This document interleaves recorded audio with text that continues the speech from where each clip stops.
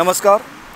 जम्मू व कश्मीर में हर स्थान पर हमें तीर्थ स्थल मिलते हैं। इस हवाले से अगर बात की जाए तो इस पावन धरती को देवभूमि कहा जाए तो अतिशयोक्ति नहीं होगी। यहाँ पर कई महापुरुषों ने जन्म लिया जिन्होंने अपने जीवन से हम सभी को प्रेरित किया है।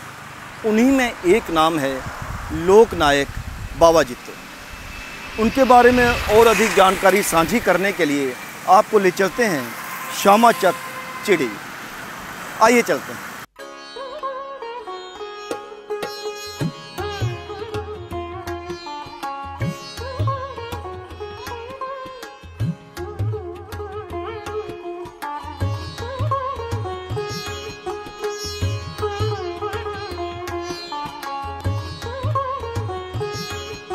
जम्मू शहर से लगभग 18 किलोमीटर दूर अखनूर मार्ग पर स्थित है श्यामा चक।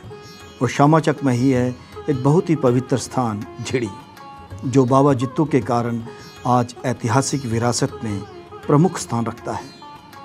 कभी ये छोटा सा गांव हुआ करता था, लेकिन आज यह एक अच्छा खासा कस्बा बन चुका है।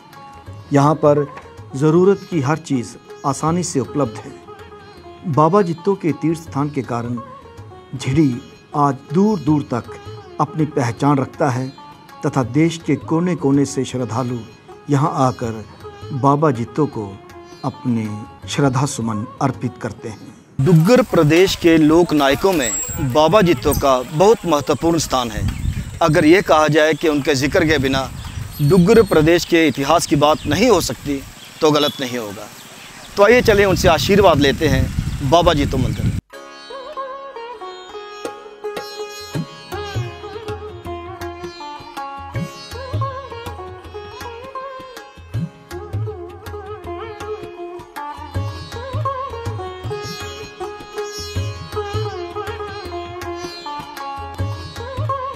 एक लोक कथा के मुताबिक बाबा जित्तो का असली नाम जितमल था। वह बड़े ही मेहनती तथा ईमानदार थे। पेशे से वह किसान थे। वह ब्राह्मण जाति के थे तथा माता वैष्णो तथा राजा मंडली के परम भक्त थे। वह मूलतः माता वैष्णो देवी कटड़ा के पास ही गांव आगार के रहने वाले थे। अपनी चाची जोजा के अत्याचारों से तंग आकर उन्होंने अपना गांव आगार छोड़ने का फैसला कर लिया। जब अमगरोटा गांव के कामदार मेहता वीर सिंह से उनकी मुलाकात हुई तो उसने जितमल को खेतीबाड़ी करने के लिए ज़मीन देने की बात इस शर्त पर मानी कि वह फसल का 1/4 हिस्सा राजा को देंगे। मेहता वीर सिंह ने जानबूझकर उन्हें बंजर ज़मीन दी। यह शर्तनामा राजा अजैब देव की उपस्थिति में हस्ताक्षरित किया गया। मित्र से कहा कि भाई मेरे को कोई किसी की ज़मीन ले दो तो मैं उसमें हल चला के तो जो दाना आएगा मैं अपना निर्वाह कर लूँगा। तो यहाँ जितनी भी उस वक्त ज़मीन होती थी वो राजा की होती, जो जम्मू का राजा था उसके अधीन होती थी। तो उसने कहा भाई यहाँ ज़मीन तो सारी राजा की है, वहाँ से ही मांगनी पड़ी। फिर वो राजा के आगे गए, वहाँ प्रार्थना की राजा से।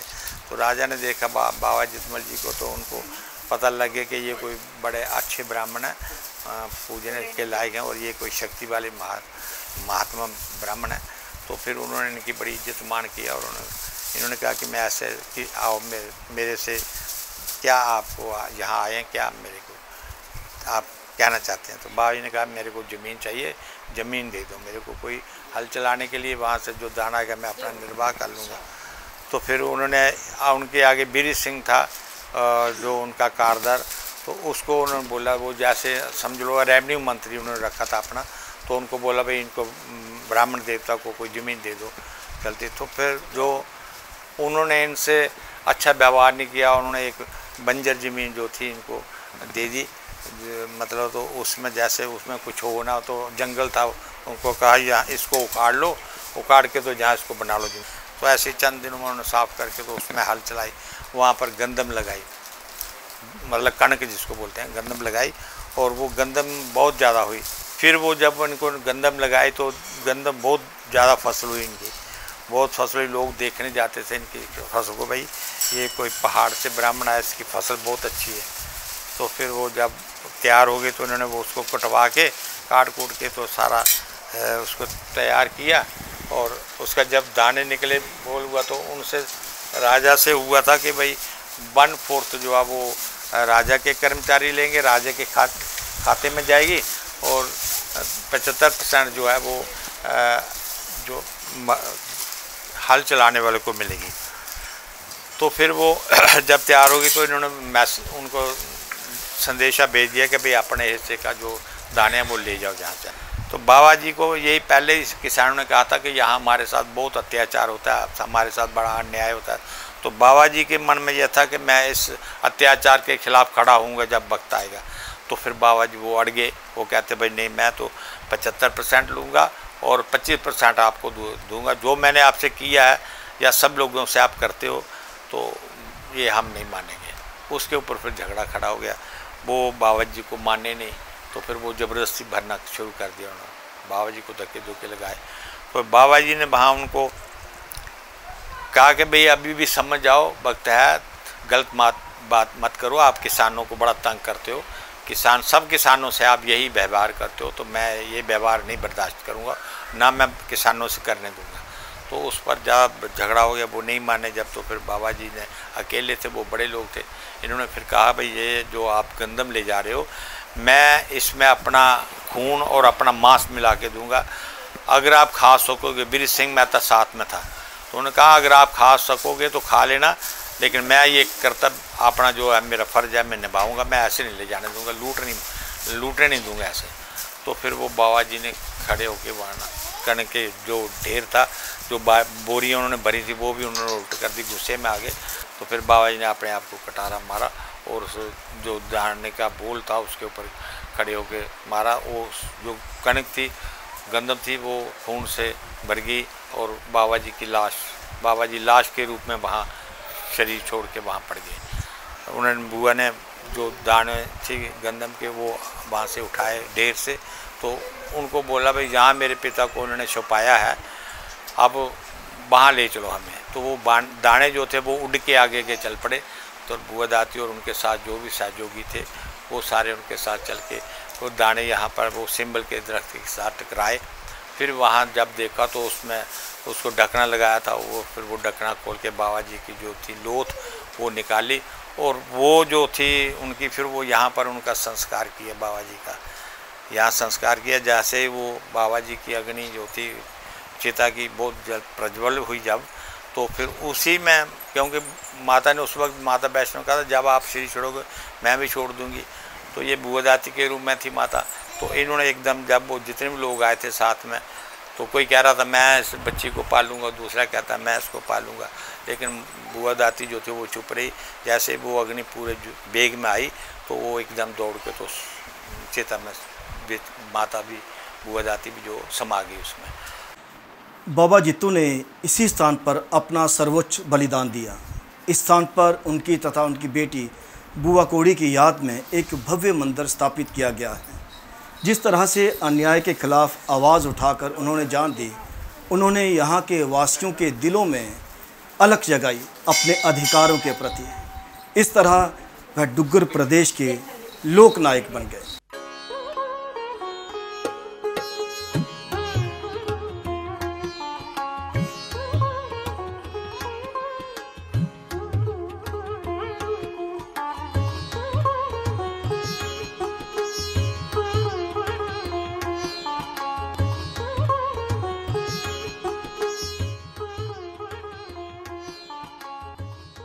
झिड़ी पवित्र स्थान पर हर वर्ष एक बड़े मेले का आयोजन किया जाता है।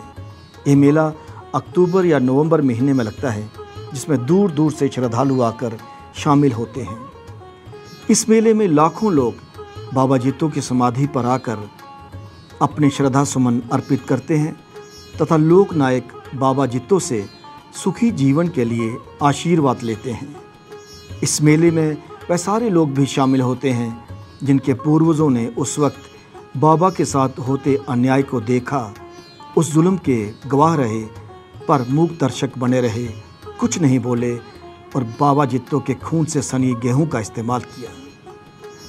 ये उल्लेखनीय है कि चाहे वह लोग आज जम्मू संभाग से बाहर क्यों न बस चुके हों, लेकिन मेले के दौरान झिड़ी आते हैं तथा अपने पूर्वजों की गलतियों का प्रायश्चित करते हैं।